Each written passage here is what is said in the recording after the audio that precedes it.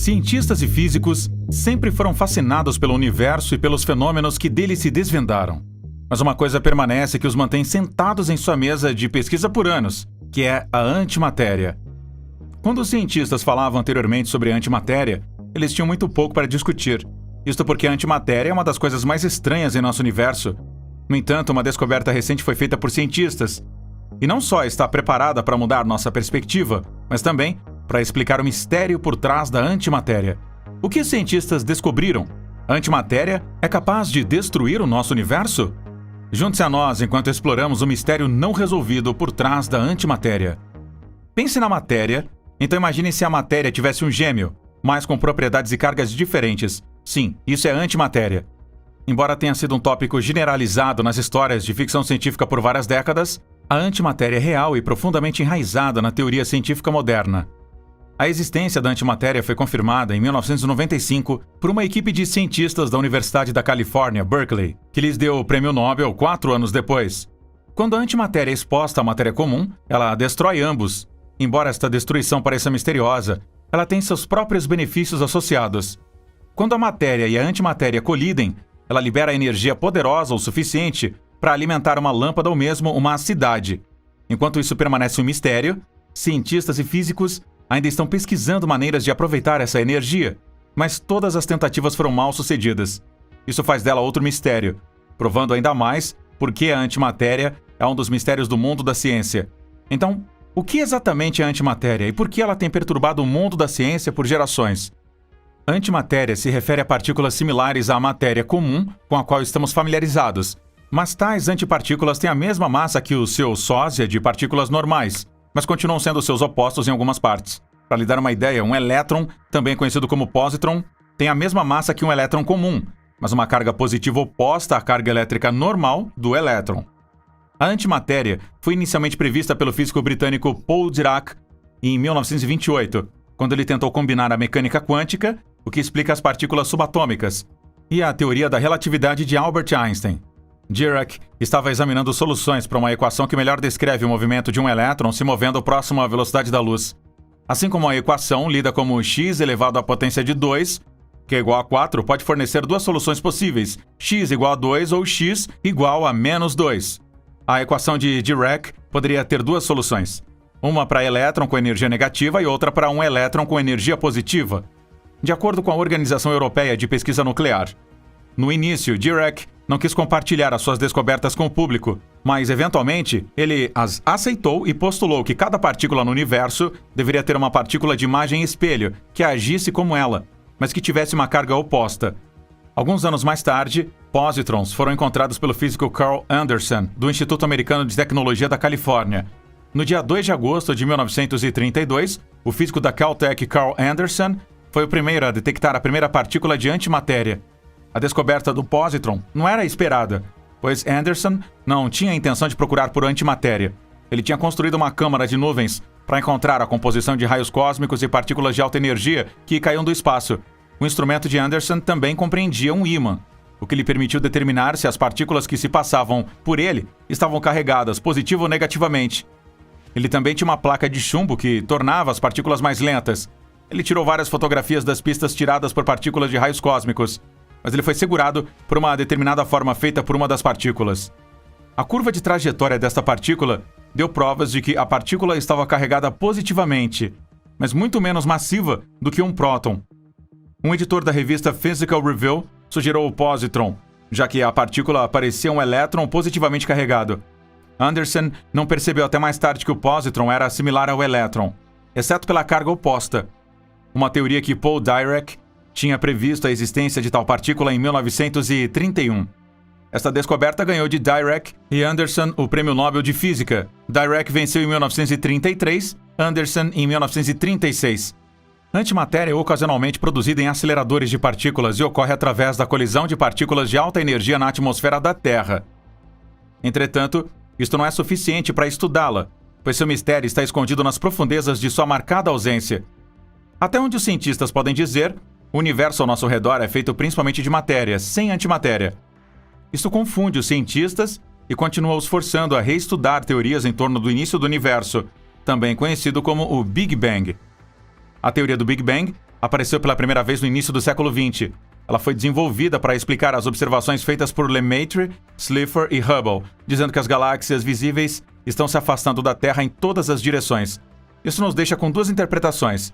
Ou o mundo está no centro de uma explosão cósmica de galáxias, ou o espaço em sua totalidade está se expandindo em todos os lugares. Bem, a explicação sobre o espaço se expandindo em todos os lugares pareceu mais justificável e tem sido escolhida como consenso comum na ciência desde então. O efeito é como testar a capacidade de comprimento de um elástico de borracha ou inflar um balão. Duas marcas na superfície da borracha se moverão separadas, não devido ao movimento relativo dos pontos ao longo da borracha, mas porque o espaço em que eles existem está se distanciando. Antes do universo nascer, as coisas devem ter sido mais densas, mais quentes e muito mais próximas.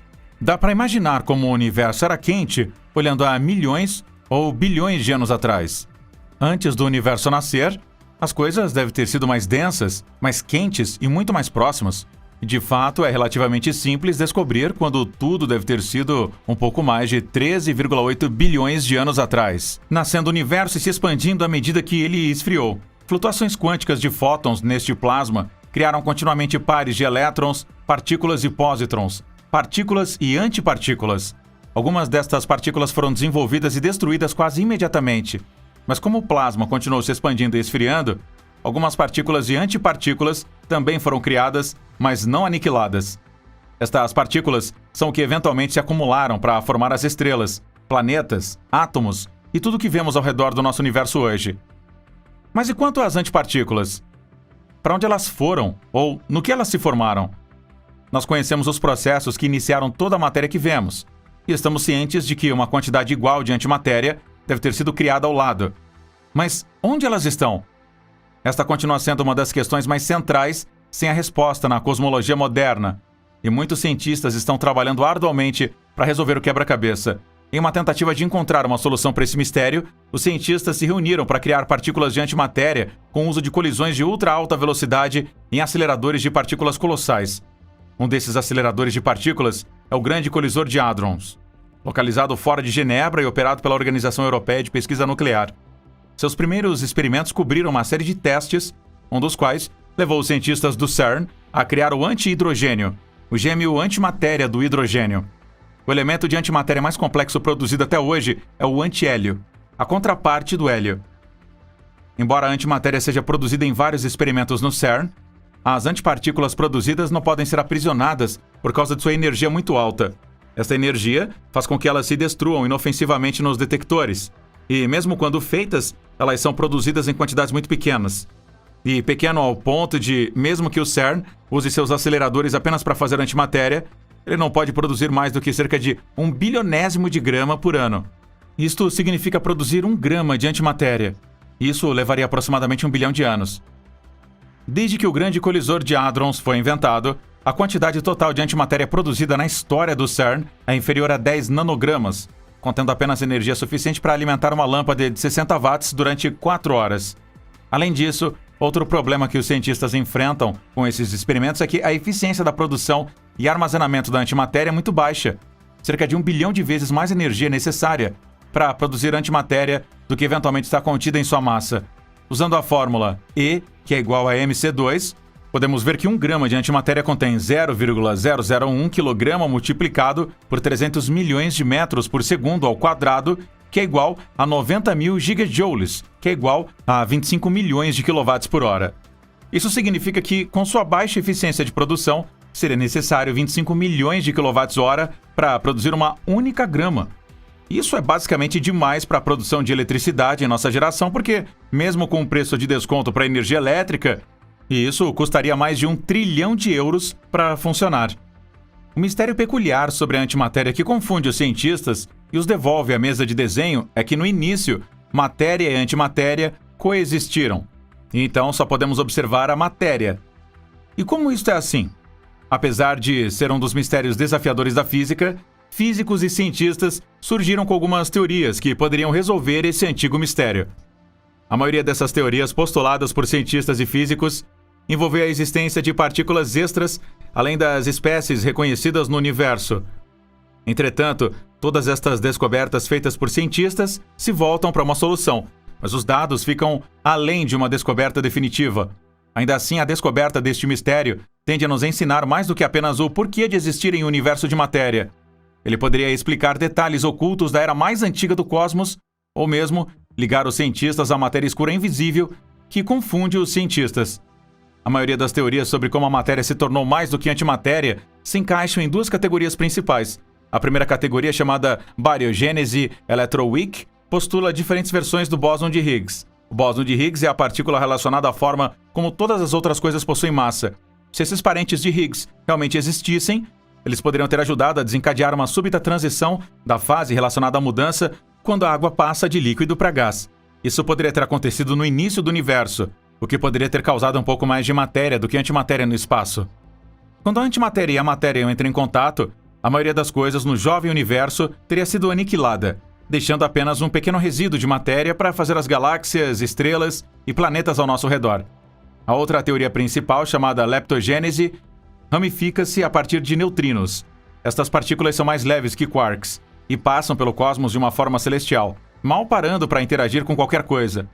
De acordo com este esboço, além dos neutrinos regulares que conhecemos, existem neutrinos muito pesados que são tão enormes que só poderiam ter sido formados a partir das imensas temperaturas e energias presentes logo após o Big Bang, quando o universo era muito denso e quente.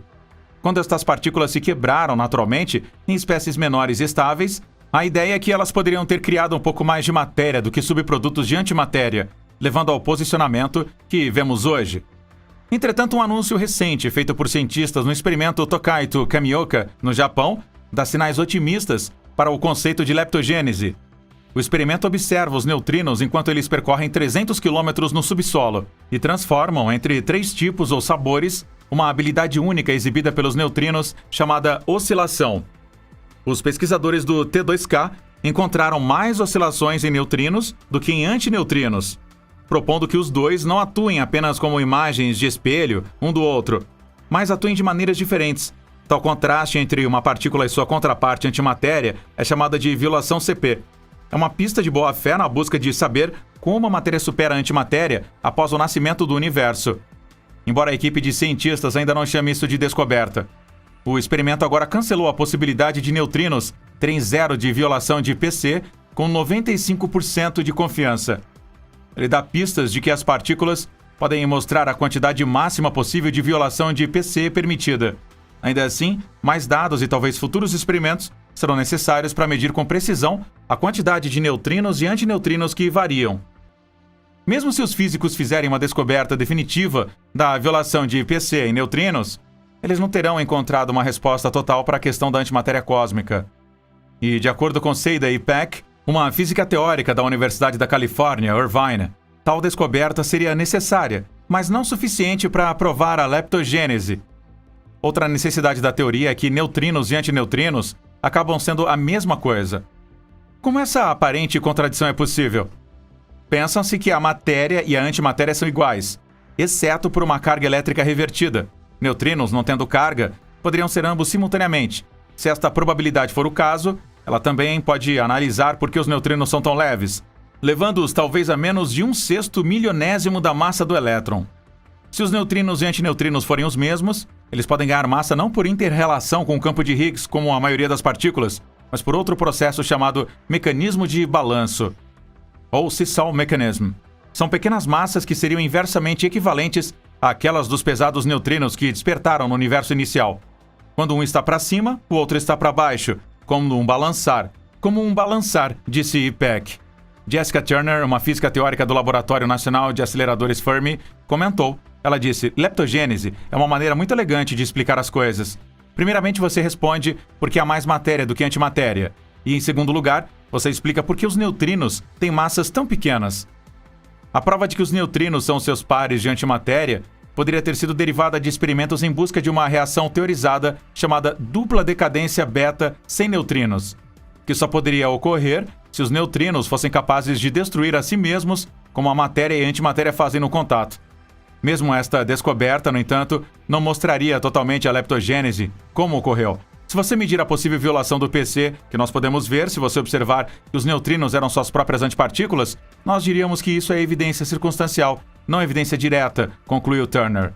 A outra opção teórica no convés, a bariogênese de Electroweak, poderia ser mais fácil de ser examinada, dizem os físicos, enquanto a criação de neutrinos pesados envolvidos na leptogênese poderia estar além das capacidades dos aceleradores de partículas. Os bósons extras de Higgs, previstos por esta teoria, poderiam apenas ser vistos no grande colisor de hadrons, diz Marcela Carena, chefe do Departamento de Física Teórica de Fermilab. Mesmo que a máquina não os produza diretamente, estes parentes de Higgs poderiam se relacionar delicadamente, mas de forma detectável, como os bósons tradicionais de Higgs, e ela faz. A bariogênese Electroweak também precisa de mais violação de PC no universo, mas não categoricamente em neutrinos. De fato, a violação de PC já foi encontrada em quarks, embora em quantidades tão insignificantes que não explica o desequilíbrio matéria-antimatéria. Um lugar onde a violação de PC que falta nesta teoria pode ser mantida em segredo é o chamado setor escuro, que é o reino da matéria escura invisível que se acredita que compõe a maior parte da matéria no espaço. Talvez a matéria escura e a antimatéria se comportem de forma diferente, e esta dissemelhança pode elucidar o universo tal como o conhecemos. Minha linha de trabalho tem tentado conectar o desequilíbrio matéria-antimatéria no universo com a ideia de que sabemos que precisamos de algo que ainda não vimos para explicar a matéria escura, concluiu Carena. A prova para a bariogênese Electroweak poderia se mostrar não apenas encontrando partículas extras de Higgs, mas também através dos múltiplos experimentos caçando o setor escuro e a matéria escura. Além disso, se uma transição da fase cosmológica ocorresse logo após o Big Bang, como a teoria sugere, ela poderia ter criado ondas gravitacionais que experimentos futuros poderiam descobrir. Um desses experimentos é a antena espacial do interferômetro a laser, um detector de ondas gravitacionais baseado no espaço, que deverá começar nos anos 2030. A longo prazo, no entanto, o universo pode nos surpreender. Talvez nem leptogênese nem bariogênese Electroweak tenham acontecido. Essas não são as duas únicas opções, pois o reino da teoria é muito vasto, diz Peck. Ela recentemente trabalhou em um modelo que apresentava a violação do PC na forte interação dos quarks em prótons e nêutrons. Por exemplo, os teóricos também estão se metendo em muitos outros planos. Eu acho que nós precisamos nos deixar explorar todas as possibilidades, diz Turner. A natureza se desfaz como ela faz.